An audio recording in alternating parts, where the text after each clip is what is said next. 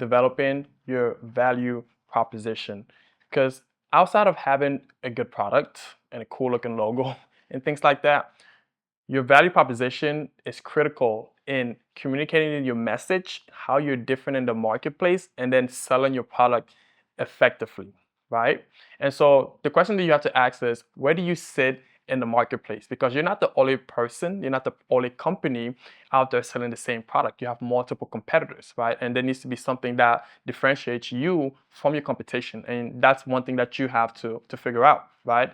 And you need to essentially see what problem you're solving with your specific product. And that's another thing that you have to figure out as well. And then essentially, why do you think you'll be successful in the marketplace, right? So those are things that you need to have a sit down if you don't have a sit down and communicate if you haven't already done so, right? Now, from a product perspective, here's the questions that you need to answer, right? What is the emotional appeal of your product, right? So if you're in the cosmetic space, right? So the emotional appeal can be if you have like makeup or anything that enhances that your customers like physical looks or like the face and everything like that, right? That's the emotional appeal for that can be, as you put on a product, you look more beautiful, etc., right? And if customers think that they can be more beautiful using your product, then they can impress their partners and whoever, right? That's an emotional appeal that you can use for a cosmetic brand. Now, for example, if you're selling like supplements, the emotional appeal that you can have from this is like when you take our supplements,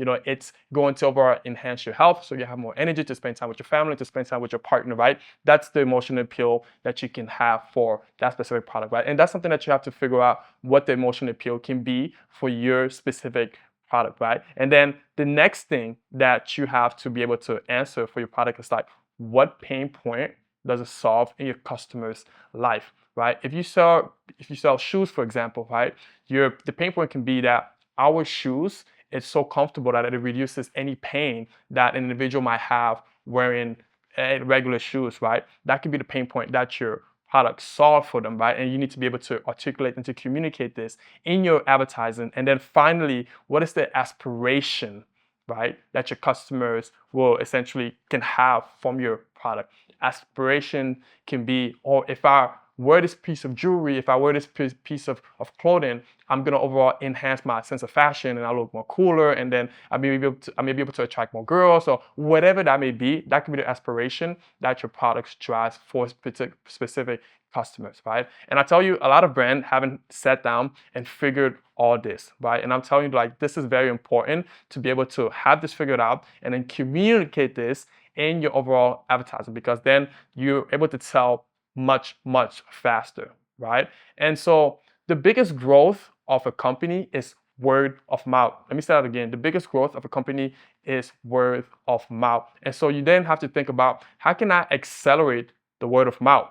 Well, if you have a clearly defined value proposition and that your customers can easily relate with, your customers then become acquisition channels for you, in the sense that your customer are going to be talking about you everywhere because they like your value proposition so much and it's easy for them to say. And so they go out just talking about it, talking about your company. So they become brand ambassadors, right, for your specific company, right? And that's why it's so important to make sure that your value proposition, not only is it clearly figured out, but it's structured in a way, five to six words that your customer can easily remember it and can easily say it. And again, it becomes brand advocate for you, essentially acquiring customers for your company.